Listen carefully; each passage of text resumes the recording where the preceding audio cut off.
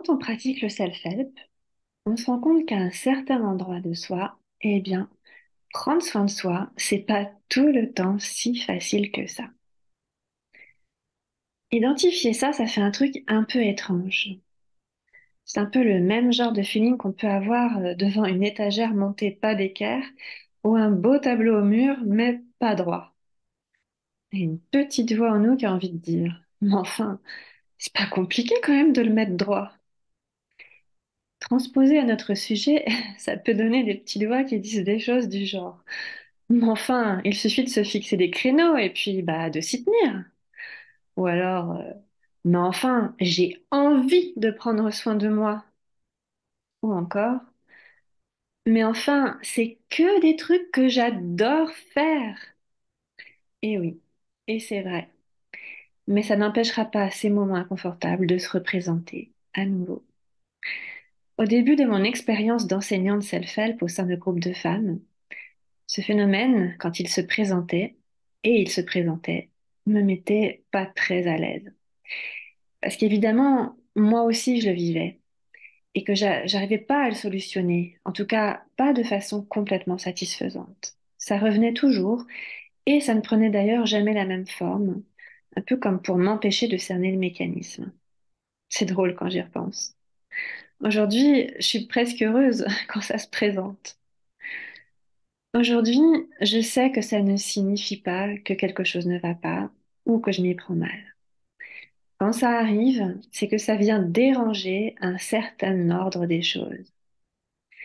Ça se passe à un endroit de moi qui est caché à ma conscience ordinaire, ce qui fait qu'habituellement, je peux même avoir l'impression qu'il n'y a rien d'autre en moi que ce dont j'ai conscience. Ce qui est une illusion, bien sûr.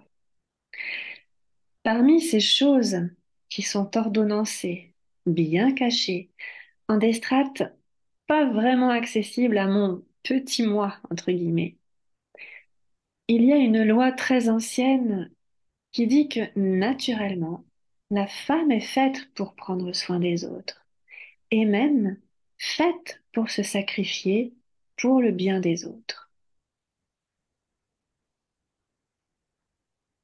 Mais si on regarde bien ce qui se passe dans une démarche de self-help, qu'est-ce que ça veut dire?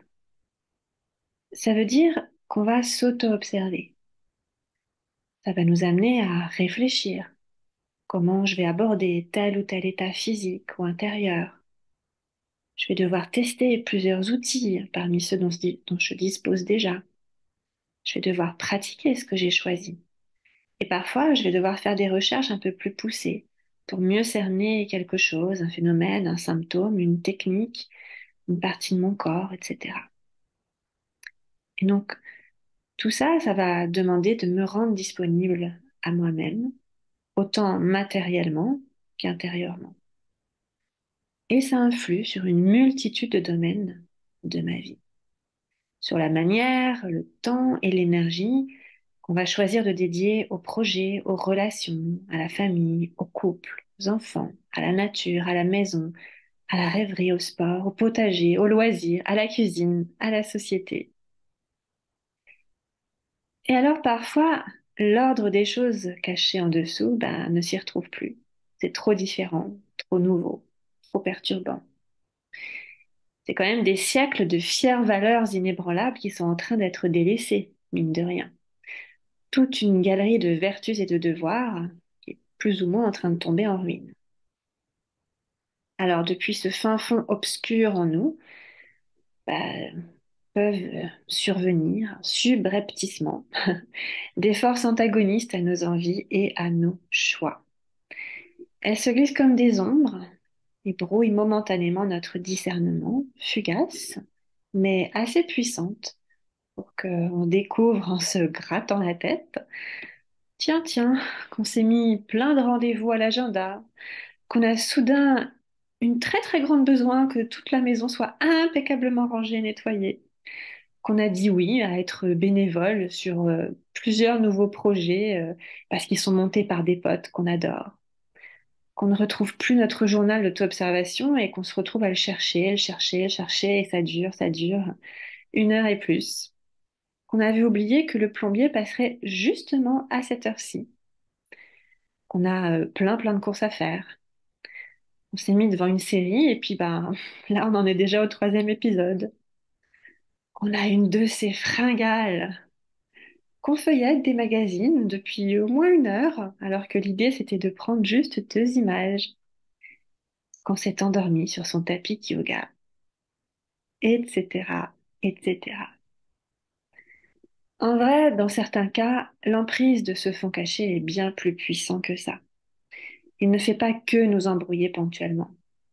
Il nous emprisonne, nous oppresse, nous dirige bien malgré nous. Il a la capacité de nous maintenir dans des postures impossibles, sur le plan des relations affectives, sur le plan de la carrière professionnelle, sur le plan familial. En fait, sur tous les plans qui vont, en l'occurrence, toucher à cette vieille ordonnance des choses en nous et la faire réagir, voire surréagir. Quand c'est le cas, si ça installe une trop grande souffrance psychique, éventuellement un sentiment d'auto-sabotage, quand on sent que ça peut nous mettre en danger, c'est important de se faire accompagner en psychothérapie, en art-thérapie, en tout cas le temps nécessaire pour que cette emprise se desserre, commence à se desserrer en tout cas. Et je reviens à ce que je disais un peu plus haut. Je sais que ça ne signifie pas que je fais mal les choses, et presque, je peux m'en réjouir. Pourquoi? Parce qu'alors, j'ai l'occasion de mettre en pratique un pilier du self-help. Savoir m'accueillir et me créer un espace d'écoute sincère. Parfois, le simple fait de ressentir que j'en suis capable, capable de me voir, m'entendre, me recevoir telle que je suis avec toutes mes parts, mes ambivalences, mes contradictions, mes attentes, mes désirs, mes frustrations, ma fatigue. Ça peut suffire à me faire retrouver, comme par magie, le fil de la journée que je veux pour moi-même, le bon timing, dans le plaisir, dans la simplicité. Et parfois, juste ça peut suffire, c'est-à-dire juste le fait d'avoir su m'accueillir, même si ça débouche sur rien d'autre après, parce que c'est énorme en réalité. C'est un peu comme avoir su regarder droit dans les yeux une puissance de l'ombre, avoir soutenu son regard jusqu'à ce que, se sentant trop à découvert, elle reparte dans son monde. Quand je fais ça, j'exerce ma capacité à m'accompagner, quelles que soient les circonstances. Car affronter nos propres parts antagonistes, nos parts d'ombre, c'est pas une mince affaire. C'est donc un rudement bon entraînement à l'état de présence vigilante à soi-même. Quand je fais ça, j'élargis mon champ de perception à mes profondeurs, à mon inconscient. Chacune de ces expériences, c'est un peu comme ce qui arrive à Alice lorsqu'elle se retrouve avec tous ces êtres bizarres au pays des merveilles. Dans notre conscience ordinaire, nous sommes cette personne que nous avons conscience d'être. Sauf qu'en réalité, non, nous sommes bien plus complexes. La perception que nous sommes en mesure d'avoir de nous-mêmes en temps ordinaire, elle est toute petite, très restreinte. Sauf quand il se passe en nous quelque chose qui nous interpelle, un comportement, un rêve nocturne, une souffrance, un sentiment hors du commun, et qu'alors on fait pause en soi. Là, un coin du rideau se soulève, momentanément, mais ça nous permet de ressentir qu'il y a par là tout un pan de nous-mêmes qu'on soupçonne, mais qu'on ne connaît pas, et qui est véritablement sidérant. L'espace de cet instant, c'est la possibilité d'y faire une petite incursion. Et tout ce qu'on pourra en ramener comme souvenir, même vague, même flou, c'est super précieux pour développer une compréhension de soi plus profonde et plus vraie. Alors, comme c'est un sujet qui ouvre sur un océan de questionnements, je vais résumer là le chemin qui s'est dessiné juste là.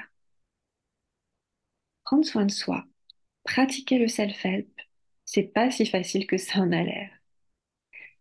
parce que ça dérange certaines ordonnances, poussiéreuses certes, mais qui font partie de nos fondations intérieures, même si notre part consciente ne se sent pas concernée. Donc, c'est assez inévitable de ressentir des résistances et de trouver que ce chemin qui semble si simple au prime abord soit semé d'embûches. Et avec leurs allures tellement banales, comme c'est vite fait de ne pas les relever, de ne pas les considérer pour ce qu'elles sont, c'est-à-dire des parts de nous qui n'ont pas donné leur accord pour ce changement de posture. Ces instances internes tentent toujours de nous pousser, de nous faire glisser dans certains rôles comme s'ils étaient aimantés, tout imprégnés qu'ils sont de louanges millénaires à la féminité, avec majuscule. S'il y est bien question de douceur, de prendre soin et de venir en aide, il n'est pas question en revanche que ça soit destiné à soi-même. En tout cas, pas avant que notre prochain et le monde n'aient été bercés, nourris, protégés, écoutés, pensés, lavés, accueillis, bref, comblés de tous nos soins, autant dire jamais. Ainsi, mine de rien, pratiquer le self-help en tenant compte de ce qui se présente, de ce qui se révèle, au travers de manifestations, tout ce qu'il y a de plus trivial. C'est un véritable chantier de travail sur soi, avec ses moments de grâce et ses confrontations. C'est loin d'être un refuge dans l'autocomplaisance, mais bien plutôt un cheminement intérieur qui nous engage de façon très complète, depuis notre corps jusqu'à notre psychisme. Et ça, cette contribution de toutes nos parts à l'ensemble de notre être et au service de notre croissance, c'est grâce au fait qu'on utilise et qu'on développe nos sens perceptifs et proprioceptifs. Parce qu'alors, on s'adresse pas seulement à notre corps physique, mais aussi à notre corporalité. Ce corps qui éprouve la vie, ressent, pense, désire, souffre, aime et se transforme avec elle. Alors, en conclusion, j'ai envie de dire que le monde a immensément besoin d'altruisme et qu'il ne s'agit pas, bien entendu, de décourager ni de dévaloriser cette qualité.